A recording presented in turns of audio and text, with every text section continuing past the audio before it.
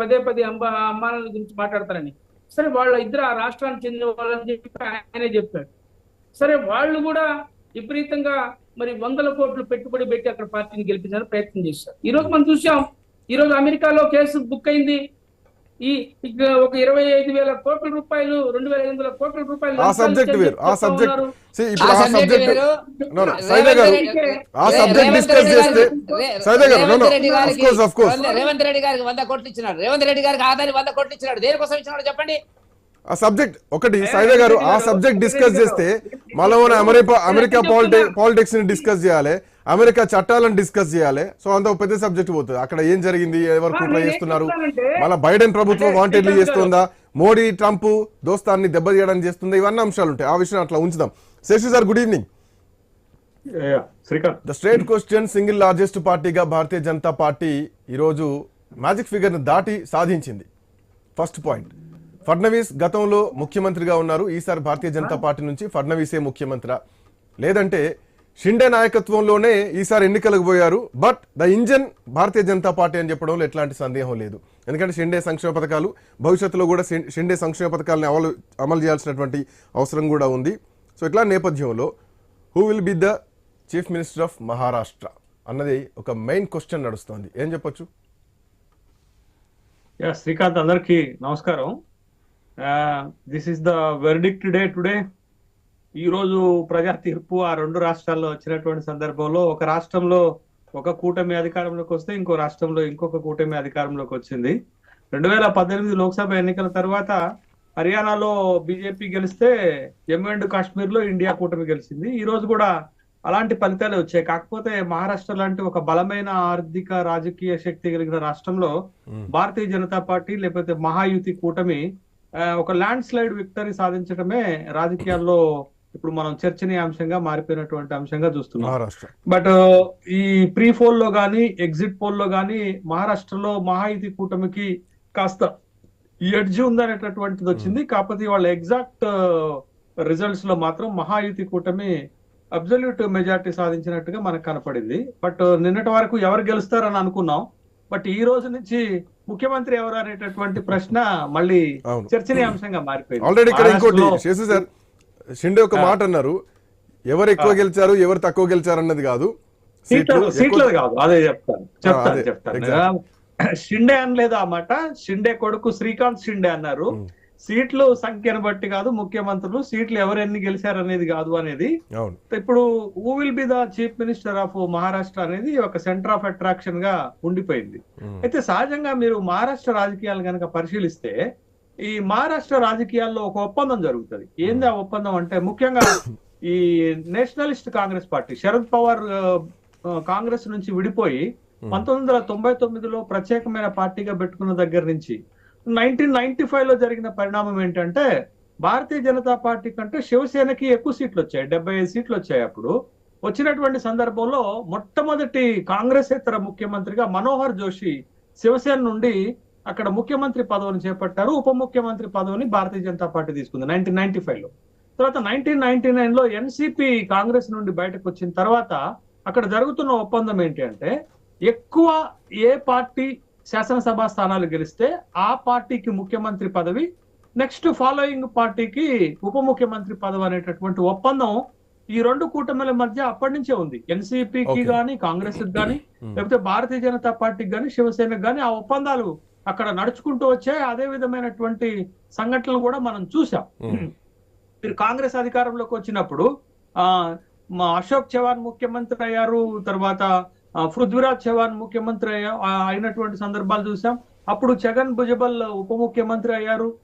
ఏది ఎన్సిపి నుండి అజిత్ పవార్ ఎన్సిపి నుండి ఉప ముఖ్యమంత్రి అయినటువంటి సంఘటనలు కూడా మనం చూసాం. అయితే ఇప్పుడు ఏంటి అని అంటే, ఇప్పుడు ఏక్నాథ్ షిండే పార్టీని చీల్చినప్పుడు, శివసేన పార్టీని చీల్చినప్పుడు శివసేనకి ఎన్ని ఉన్నాయి? 56 శాసనసభ స్థానాలు మాత్రమే ఉన్నాయి 2019లో గెలిచినప్పుడు. అయితే 40 మందితోటి పార్టీని చీల్చినప్పుడు అక్కడ వచ్చిన స్పెక్యులేషన్ ఏంటంటే భారతీయ జనతా పార్టీ ముఖ్యమంత్రి పదవి తీసుకుంటుందని అనుకున్నారు. కానీ అనూహ్యంగా శివసేనను దెబ్బకొట్టాలనేటటువంటి ఉద్దేశంతో 40 సీట్లు ఉన్నటువంటి ఏక్నాథ్ షిండేని ఏకంగా ముఖ్యమంత్రి చేశారు.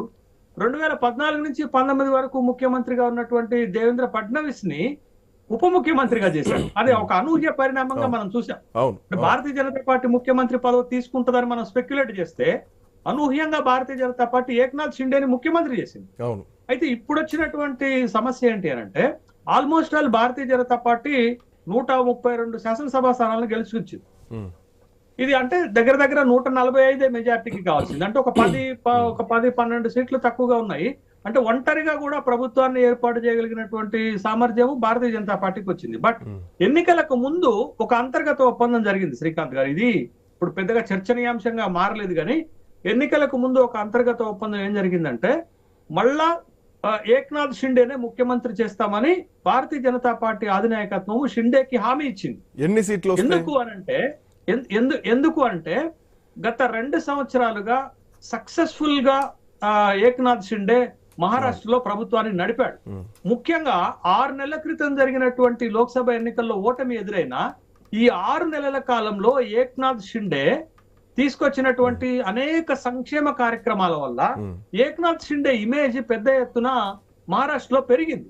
ప్లస్ ఏక్నాథ్ షిండే సామాజిక వర్గం కూడా కలిసి వచ్చేటటువంటి అంశంగా ఉన్నటువంటి నేపథ్యంలో ఏక్నాథ్ షిండేకి అంతర్గత ఒప్పందం మళ్ళీ మీరే మహాయుతి కూటమి అధికారంలోకి వస్తే ముఖ్యమంత్రి అవుతారనేటటువంటి ఒక హామీ ఇచ్చారు. బట్ ఇప్పుడు జరుగుతున్న పరిణామాలు ఏంటి అంటే అటు బీజేపీ ముఖ్యమంత్రి కావాలని ఫడ్నవీస్ వర్గం కోరుకుంటుంది, అటు అజిత్ పవార్ భార్య సునేత్ర పవార్ కూడా ముఖ్యమంత్రి పదవి ఎన్సీపీకి ఇవ్వాలని కోరుతుంది, ఇటు శ్రీకాంత్ షిండే ఏక్నాథ్ షిండే కొడుకు కూడా ముఖ్యమంత్రి పదవి ఏక్నాథ్ షిండేకి ఇవ్వాలని కోరుతున్నారు. అంటే ఇది ఒక ట్రయాంగిల్ వస్తున్నటువంటి సందర్భంలో ముగ్గురు చెప్తున్నది ఏంటంటే ముఖ్యమంత్రి ఎవరు అనేది 3 పార్టీలు కలిసి కూర్చొని నిర్ణయించుకుంటాయని చెప్తున్నారు. బట్ నేను ఫోర్కాస్ట్ చేస్తున్నది, నేను ఎక్స్పెక్ట్ చేస్తున్నది ఏంటంటే భారతీయ జనతా పార్టీ కనుక ముఖ్యమంత్రి పదవి తీసుకుంటే దేశవ్యాప్తంగా ఇది ప్రతిపక్షాలకు ఒక అస్త్రంగా మారుతుంది.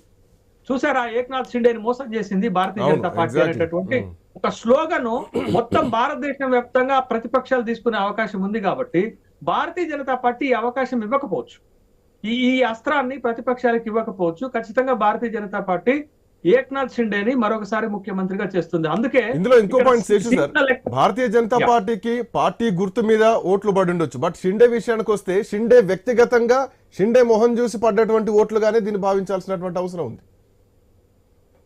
ఇంకొక కీలకమైనటువంటి అంశం ఏంటంటే ఈ ఎన్నికలన్నిట్లలో కూడా షిండే ఏక్నాథ్ షిండే ఒక సెంటర్ ఆఫ్ అట్రాక్షన్ గా మారారు. ఎందుకంటున్నారంటే శివసేన 2019లో గెలిచినటువంటి సీట్లు 56.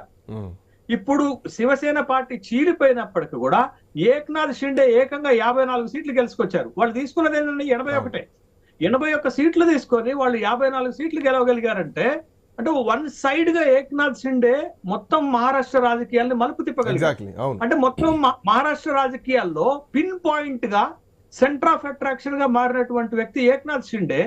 ఏక్నాథ్ షిండే సామాజిక వర్గం కూడా తనకి కలిసి వచ్చేటటువంటి అవకాశంగా ఉంది ఇక్కడ. కాబట్టి మహారాష్ట్రకి కాబోయేటటువంటి ముఖ్యమంత్రి ఏ ఈక్వేషన్ వచ్చినా ఎన్ని వచ్చినా భారతీయ జనతా పార్టీకి రాష్ట్రంలో 14 మంది ముఖ్యమంత్రులు ఉన్నారు.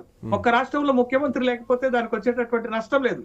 కానీ ఏక్నాథ్ షిండేని గనక ముఖ్యమంత్రి చేయకపోతే భారతీయ జనతా పార్టీకి రాజకీయంగా అనేక రకాలైనటువంటి ఇబ్బందులు వస్తాయి. ముందు మోసం చేశారనేటటువంటి ఒక ప్రస్తావన వస్తుంది. రెండోది కింది వర్గాలకు అవకాశం ఇవ్వడానికి సిద్ధపడలేదనేటటువంటి ఒక అవకాశం వస్తుంది. వాడుకొని వదిలేశారనేటటువంటి ఒక అవకాశం వస్తుంది. షిండే ఎట్టి పరిస్థితులలో ముఖ్యమంత్రి పదవి కాకుండా దేనికి ఒప్పుకునే అవకాశం లేదు. కాబట్టి ఈ అన్ని ఈక్వేషన్స్ లో మరి ముఖ్యంగా పొలిటికల్ ఈక్వేషన్ కనుక మనం చూస్తే భారతీయ జనతా పార్టీ ఒక అడుగు వెనుకకు వేసి ఖచ్చితంగా ఏక్నాథ్ షిండేని మహారాష్ట్రకు ముఖ్యమంత్రిగా పాత పద్ధతిని మీరు చెప్తున్నట్టు ఆ పాత ఒప్పంద పద్ధతిని ఇక్కడ బ్రేక్ చేయకపోతే భారతీయ జనతా పార్టీకి భారీ నష్టం తప్పదంటున్నారు. ఇప్పుడు అదే కదా, ఇప్పుడు నేను అంటున్నది ఏంటది, ఏక్నాథ్ షిండేకి ముఖ్యమంత్రి పదవి ఇవ్వటం వల్ల భారతీయ జనతా పార్టీకి వచ్చే నష్టం లేదు. కానీ ఇవ్వకపోతే రాజకీయంగా ప్రతిపక్షాలకు ఒక బిగ్ అస్త్రం ఇచ్చినట్లు అవుతుంది అనేటటువంటి లాజిక్ ఇక్కడ మనం చూడాలి. తెలుసు భారతీయ జనతా పార్టీకి ఈ విషయం తెలుసు.